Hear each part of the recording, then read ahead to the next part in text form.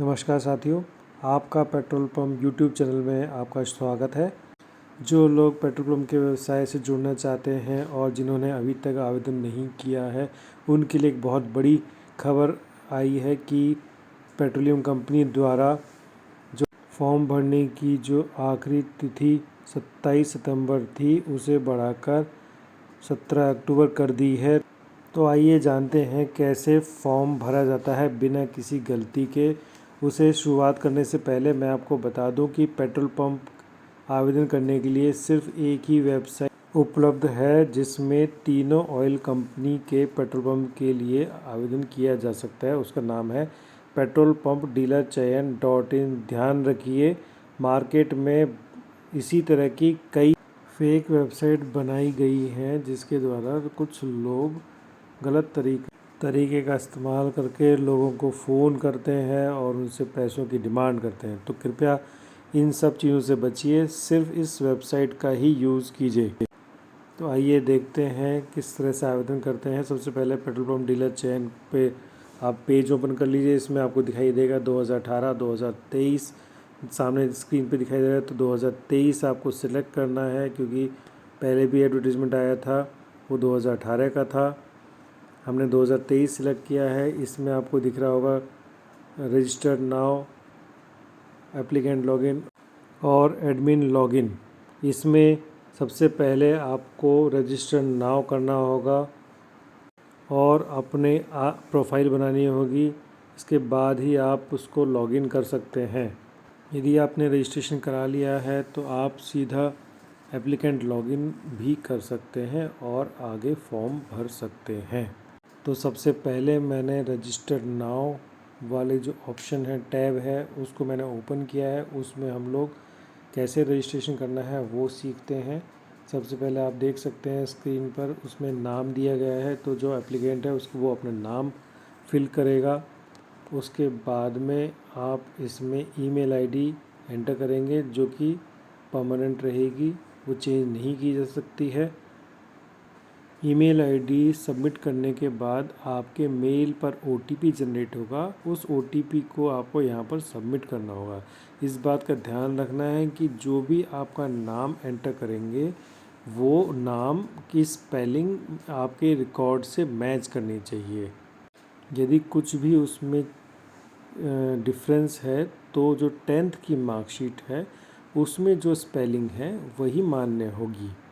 इस बात का भी ध्यान रखना है कि आप लोगों के पास सारे डॉक्यूमेंट्स पहले से अवेलेबल होना चाहिए जिस समय आप फॉर्म भर रहे हो। ऐसा नहीं होना चाहिए कि आपने फॉर्म भर दिया है उसके बाद आप डॉक्यूमेंट्स अरेंज करें। इसके अलावा जो एफिडेविट बनने हैं वो एडवर्टीज़मेंट की डेट के बाद के और फॉर्म भरने की डेट या उससे पहले की डेट के होने चाहिए, नहीं तो फॉर्म रिजेक्ट हो सकता है। अब आप स्क्रीन पे देख सकते हैं कि हमने ईमेल आईडी एंटर कर दिया है और एंटर करने के बाद हम ओटीपी सेंड ओटीपी पे टैब पर क्लिक करेंगे। उसके बाद हमारे पास मेल पर ओटीपी आएगा और उसके बाद हम उसको जो ओटीपी है उसको यहाँ पर एंटर करेंगे। आपको ध्यान यह रखना है कि जो भी मेल आईडी आप इसमें एंटर करेंगे उसका एक्सेस आपके पास होना चाहिए, क्योंकि ओटीपी उसी मेल पर आएगा और वो अगर मिस हो गया तो फिर आप इसमें आगे नहीं बढ़ पाएंगे। अब आप देख सकते हैं कि ओटीपी आने के बाद में हम वो उसको वैलिड वेरीफाइड किया है। उसके बाद में हम उसमें आगे मोबाइल नंबर एंटर करेंगे और उसके साथ साथ सेलेक्ट जेंडर, उस पर क्लिक करेंगे। जेंडर सेलेक्ट करने के बाद डेट ऑफ बर्थ और उसके बाद पैन कार्ड हम लोग एंटर करेंगे। पैन कार्ड एंटर करने के बाद में जो कैप्चा है उसको यहाँ पर फिल करेंगे और उसको सबमिट करेंगे। ये सारी इन्फॉर्मेशन सही भरनी है, क्योंकि एक भी अगर इन्फॉर्मेशन गलत हो जाएगी तो बाद में वेरिफिकेशन के समय आपका फॉर्म रिजेक्ट हो सकता है। इस बार के एडवर्टीज़मेंट में कोई भी गलती का कोई करेक्शन का ऑप्शन नहीं दिया गया है। करेक्शन का मतलब है सारी गलतियां नॉन रेक्टिफाइबल की कैटेगरी के अंतर्गत हैं। जिन लोगों के पास पैन कार्ड नहीं है वो अपना पैन कार्ड बनवा लें तभी, और यदि पैन कार्ड में गलती है तो उसको सुधरवा लें, तभी आप फॉर्म भर पाएंगे। ये देखिए इसमें हमने कैप्चा एंटर कर दिया है और उसके बाद हम OTP जनरेट OTP पे क्लिक करेंगे। जो OTP आएगा वो इस बार मोबाइल पर आएगा और उसको यहाँ पर हम लोगों को एंटर करना होगा। एंटर करने के बाद में आप सबमिट पर क्लिक कर दीजिए। उसके साथ ही आपके मेल पर पासवर्ड जनरेट होगा। आप देख सकते हैं स्क्रीन पर एक मैसेज आया है कि आपका पासवर्ड मेल पर भेज दिया गया है। आप मेल से अपना पासवर्ड निकाल कर इसको आप लॉगिन कीजिए। लॉगिन आपको 30 मिनट के अंदर करना है, नहीं तो ये जो रजिस्ट्रेशन किया है वो लैप्स हो जाएगा, आपको फिर से रजिस्ट्रेशन करना पड़ेगा।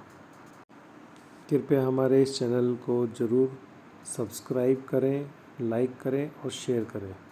हर स्टेप को आपको बहुत ध्यान से देखना है, क्योंकि अगर कुछ भी गलती होती है तो बाद में उसका करेक्शन का कोई उम्मीद नहीं है। आप देख सकते हैं हमने लॉगिन कर लिया है। लॉगिन करने के बाद में आपको 2 ऑप्शन दिखता है, अवेलेबल एडवर्टीज़मेंट और अप्लाइड एडवर्टीज़मेंट।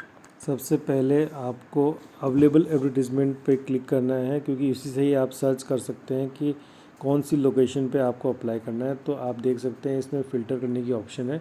आप इसमें कंपनी के थ्रू फ़िल्टर कर सकते हैं, आप इसमें स्टेट के थ्रू फ़िल्टर कर सकते हैं। तो हमने स्टेट सिलेक्ट किया है। स्टेट सिलेक्ट करने के बाद में हम कंपनी सिलेक्ट करेंगे और उसके बाद हमारे पास ऑप्शन आएगी इसमें डिस्ट्रिक्ट वाइज इसमें फ़िल्टर कर सकते हैं, टाइप ऑफ RO, इसके अलावा आपका कैटेगरी वाइज आप select, mode of selection, even आप इसमें सर्च भी कर सकते हैं। कोई भी है, कोई आपको बस वर्ड याद है, आपको लोकेशन का नाम याद है तो उसमें वो आप सर्च कर सकते हैं। कई तरह के ऑप्शन दी हुई है और सिलेक्शन करने के बाद में आपने जो लोकेशन है उसको आपने सिलेक्ट कर लिया है और उसमें अप्लाई नाउ का जो टैब है उस पर आप क्लिक करेंगे। जैसे ही अप्लाई नाउ पे क्लिक करते हैं तो आपको एक पेज ओपन होगा। यही आपका एप्लीकेशन फॉर्म रहेगा और पूरी प्रोसेस 40 मिनट की रहेगी। इसी 40 मिनट में आपको पूरा फॉर्म फिल करना होगा। इसमें आप देख सकते हैं इंडिविजुअल और पार्टनरशिप आपको सिलेक्ट करना होगा। यदि आप single as a proprietor apply करना चाहते हैं तो उसमें इंडिविजुअल रहेगा, और यदि आप उसमें पार्टनरशिप के तौर पे करना चाहते हैं तो उसमें पार्टनरशिप सिलेक्ट करना पड़ेगा। उसके बाद अदर डिटेल फिल करनी है, जैसे कि एड्रेस आपको फिल करना है, स्टेट, डिस्ट्रिक्ट और उसमें पिन कोड डालना है। इसके अलावा ईमेल आईडी, पैन कार्ड आपको पहले से इसमें शो होगा क्योंकि वो आपने रजिस्ट्रेशन के समय फ़िल किया था। इसके बाद आपको 2 डिक्लेरेशन दिए हुए हैं, उसको आपको टिक करना होगा। जैसे बाय डिफ़ॉल्ट इसमें नो टिक किया हुआ है।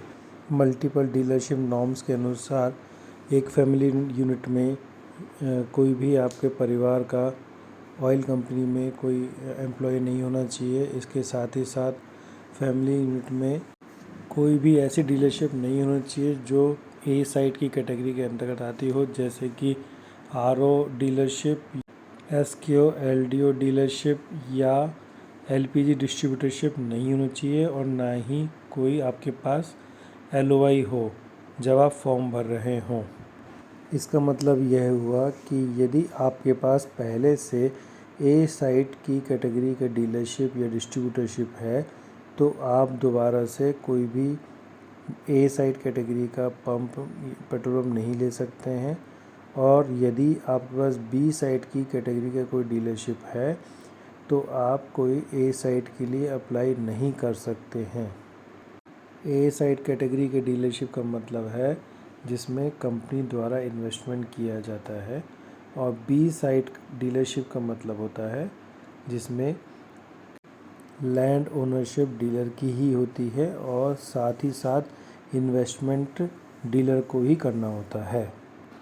इसके बाद आपको अपनी एज प्रूफ के लिए डॉक्यूमेंट सिलेक्ट करना होगा जो आप रखना चाहते हैं। इसमें 10th मार्कशीट, आधार, पैन कार्ड, ये सब आप सिलेक्ट कर सकते हैं। उसके बाद आपको फादर्स नेम आपको फिल करना होगा जो कि आपके 10th मार्कशीट में है वही होना चाहिए। और फिर आपको आपका मैरिटल स्टेटस बताना होगा, मैरिड या सिंगल। फिर आपको अगर मैरिड हैं तो उसमें अपना स्पाउस नेम लिखना होगा, अगर अनमैरिड है तो फादर्स नेम आएगा इसमें। इसके अलावा आपको स्पाउस का एम्प्लॉयमेंट डिक्लेरेशन और आपका स्वयं का एम्प्लॉयमेंट डिक्लेरेशन देना होगा। यदि आप प्रेजेंटली अगर जॉब करते हैं तो आपको मैं बता दूं कि भाई यदि आप प्राइवेट या गवर्नमेंट सेक्टर में जॉब करते हैं तो आप अप्लाई तो कर सकते हैं, बट आपको सिलेक्शन होने के बाद LOI भी जारी कर दी जाएगी, लेकिन पेट्रोल पंप कमीशनिंग से पहले आपको रेजिग्नेशन लेटर सबमिट करना होगा। आप इसके बाद देख सकते हैं कि आप इसमें आपको अपनी एजुकेशन क्वालिफ़िकेशन फिल करनी होगी। 10th पास आप मिनिमम एजुकेशन क्वालिफ़िकेशन है उसकी आप ईयर ऑफ पासिंग सबमिट कीजिए और उसके बाद में आप ऐड मोर करके हायर एजुकेशन इसमें फ़िल कर सकते हैं। उसके बाद आपको अपने लैंड डिटेल्स फिल करनी होगी। लैंड डिटेल्स के लिए आपको ग्रुप 1 ग्रुप 2 के अंतर्गत आपको इसमें अप्लाई करना है। तो आइए जल्दी से ग्रुप की जानकारी ले लेते हैं।